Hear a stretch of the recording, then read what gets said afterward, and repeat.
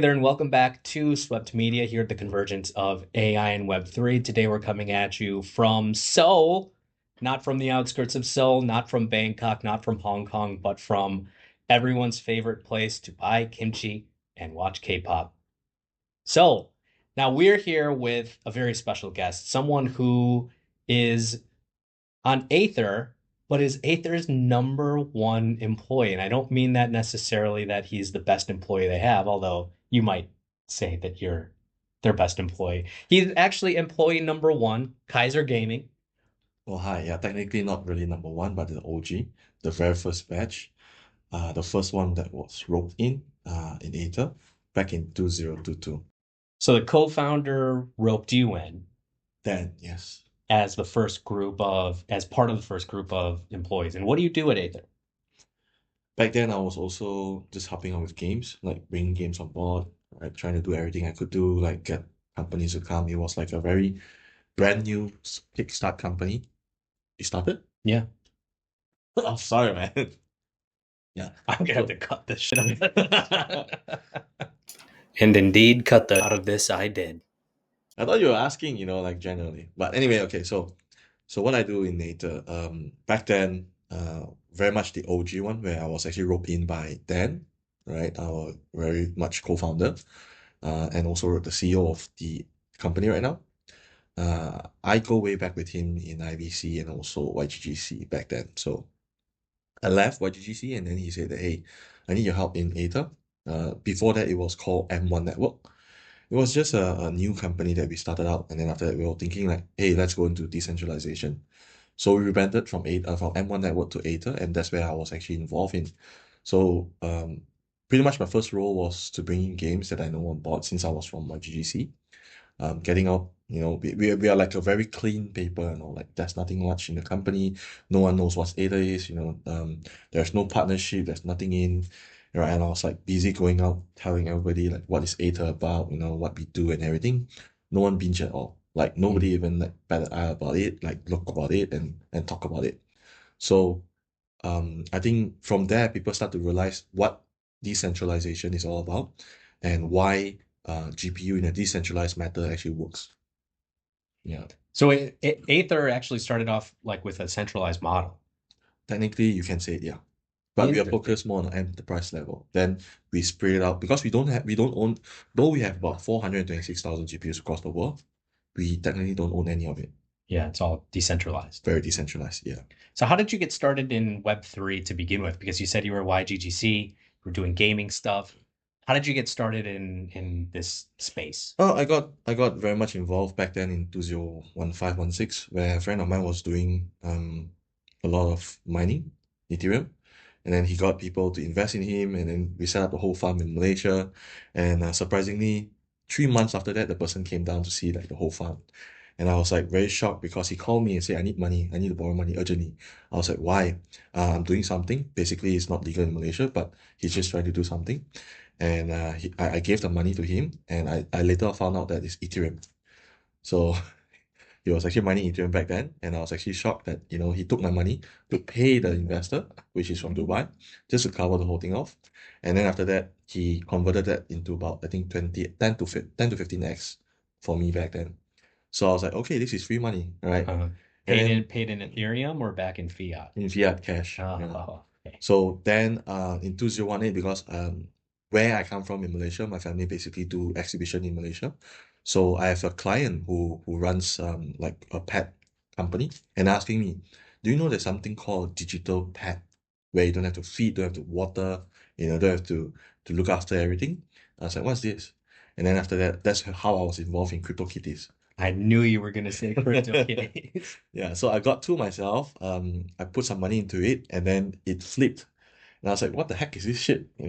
I turned money out of the whole thing. So I was like, this could be something new." So I went into Sandbox. I went into Alice in the Wonderland, whatever thing you can see in the net. I actually just bought everything up.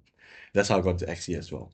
And I was like having my own. I bought a lot very cheap, so I started my own guild in Philippines.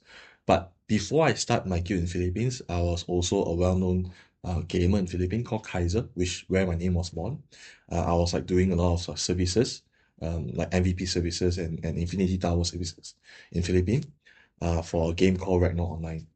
So same thing, I went back to the same gang and I told them that, hey, I have this new game. Would you want to play it? You know, I could generate something for you as well. So we did a 70-30 split back then. Turned out very well. So all of my gamers are all from Philippines. We had about 240. I even hired like a manager and a country manager myself. I'm paying them in SLP, the SLP. Right back then, the hobby is so glory, you know. I Yeah. mean, everybody's like, oh, SLP can change my life. I can basically buy a car. You know, there's news actually articles that Of people course. buy cars with SLP. And Axie has basically it owns the Philippines. it owns Philippines, correct. Yeah, it changed a lot of lives as well in the Yes, Philippines. It absolutely. gave job opportunity to people. I think people basically turned millionaire overnight from there. They Yeah. did. They So did. so our partner, Virtual, right?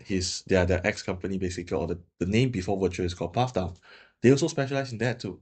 So they were very much into XE. They bought the whole XE guild and then they were doing a lot of breedings. So Mhm. breeding was the one that made a lot of money from there. Like you match one with another one, you combine, Mhm. you get another You one. get another Axie. Correct, correct. So they excel in that very much and they turn a lot of money from there. So I had my own guild and they were looking, YGG was like looking for a person to look after the whole Asia. So I submitted and they were like, okay, yeah, let's do it. So I was in YGGC. It's a sub-DAO of YGG. Mhm. And we look after the whole South Asia except Philippines because Philippines is standalone by Yeah, yeah. YGG. So we take control of Indonesia, Thailand, Vietnam, Malaysia, Singapore, Myanmar, Laos, and also Cambodia. Yeah. So that's how it started. Eventually became one of the head of marketing for YGGC. I did about close to about a year and I left.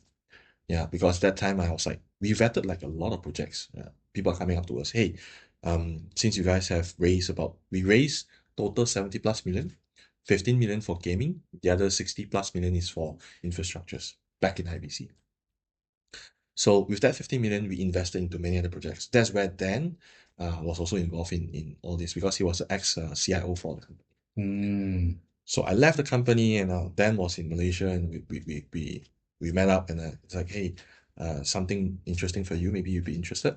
I was like, what is this? And then he started to share with me the idea of how it's going to change the landscape of gaming, which is making latency very low. As a gamer, uh, I was a very competitive player for CSGO, right? That basically rings a bell. I was like, oh, okay, I can actually play games around the world, right? I don't have to worry about the ping. I can even play. I didn't think that far last time. I was only thinking, okay, I'm from Malaysia. I can actually play with US, and I can play with very low ping Mm. on real time basis, right? So Yeah. he gave me that idea. I was like, oh, this is interesting. Yeah, I'm interested. But what happened was because before I left YGC, I have actually signed an agreement with another one already. So I've actually taken a role with another company. But turns out that company was a scam. So I didn't get my pay, didn't get anything, but it's okay, right? I was already offered by Dan, and I left YGGC, and then after that I joined another company, and I said, Dan, just give me a while, let me finish my tenure here. So I did about 6 months. I only got paid like 2 months out of four. The other 4 months I didn't get paid. So I was like, hey Dan, I'm free again, so let's do it. So So another person initiated into Web3 via scam. yeah, I You think got scammed. I got scammed. I Yeah. got scammed Yeah. multiple times. I got scammed. Mm. So it's all about the learning, it's all about the experience that I actually gained over the years that made me very I wouldn't say very experienced right now, but I would say I'm very careful, whenever I deal with anything. So a lot of DD process in my thoughts at any time when I vet a product, a company or person when I speak to. So that's why you feel comfortable about Aether. Oh, definitely. Why Aether mattered the most to me, eventually I'm actually married to Aether personally, right? Because I felt this would be a game changer, like a real game changer. Right? Gamers would thank us in the future, and I think our kids in the future would also play games without the need of like hardware devices, laptop, Mm. high-end phone, right? Just a TV like Samsung TV here, we can just do it. We can just straight away play Yeah. any game. I can even play Wukong on PS5 on the TV without the whole PS5. Just a controller Just a controller. and maybe like some device to Correct. Yeah. to port in the game. Tell us what is Aether Edge, and then if there's anything So coming okay, up. all right. So I'll give you a breakdown on Yeah. our history of the whole Aether. So back then last year we were facing like a very high demand but very low supply of shortage of supply. Right? People are actually renting GPUs from us, but we don't have enough like compute power to rent out to people. So instead of waiting 1 year later, which is this year, for 5090 series to come out, or H200 or A200, we thought, why not we just create our own unified machine that can solve whatever reasons or whatever thing that we're running, right? That's where the birth of Aethir Edge appeared back last year. Oh, technically tomorrow, yeah, April 18th. Yeah, tomorrow is the anniversary of Aethir Edge. So Aethir Edge turned 1 year old tomorrow, April 18th, right? And we thank all the support from everyone around the world. People who supported us since 1 year ago and actually purchase and believe in us. So thank you very much. So um, the machine itself is powered by Qualcomm. It's an actual GPU, right? Runs by a mobile chip, and it can support AI inferencing, right? And also cloud gaming. Anything that you see that is on game on phone, you can also technically pay and also use Edge to service it. Neat, neat. Well, congratulations on the 1 year anniversary. Thank you, thank you. That's a Yeah. long road, and I can only imagine there's more. Are there other models of Aether Edge that you have or No, that you're technically working we on? only work on one, which is the I same. mean, are you going to have some updated model? At the moment, we might do it, but not at the demand right now. Because why? The Edge itself can actually solve a lot of inferencing. So like let's say you're talking about ChatGPT, right? So like 1 month ago, you see Sam Altman was like doing this tweet and post about please stop, doing all this Ghibli style. They're technically melting the GPUs, right? Yeah, I think So that was a marketing ploy. I think he was. it is. So those are called AI inferencing, Mm, right? Yes, you require very high-end GPUs to do it, but the AI inferencing from the same GPU chipset of Aether Edge can do the same thing too, just at a hmm. lower quality, just a little bit lower. Yeah. So technically we can do the same thing too, right? And it's more decentralized. That means you don't have to wait. If I was actually involved in it, I was trying to do like Libby style, Fur style, Quote style, Muppet style, and whatnot style, yeah, right? And it took like very long for it to produce it out, right? Because there's a delay and a Mm. latency involved. So Aether Edge is basically here to solve it. When you request something, it instantly pick up and also deliver the results on the spot. That's how fast AI inferencing is on a decentralized server. Wow, impressive. Yeah. So we had about 6,000, actually 68,000 sold worldwide last year, until today, and we clock in about 600 million plus total hours of requests.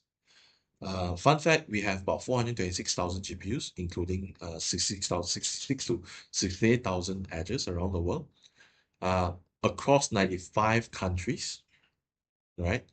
Um, over 1 million plus transactions, right? And with 600 million plus hours clocked in to date. So when you apply to use Mm, Aether GPUs, mm. many of those GPUs might be coming from Aether Edge devices. Yeah, yeah. It could be, Yeah, depending on I what. mean, however the system allocates the GPUs, but it could be. Yes, yeah. So put it in this instance, if you are a young startup, right, there's always a choice for you where you want to choose your location and what sort of like GPUs require, Mm, right? Until today, we actually generated about 136 million revenue, annual recurring revenue. And a lot of it are from like A100, H100, mm. that's like NVIDIA 4, 40 series, 4090 series, and the latest 5090s as well. So the edge itself is also providing some, but it does not help on all of the 126 million. Mm. Yeah. Okay, cool.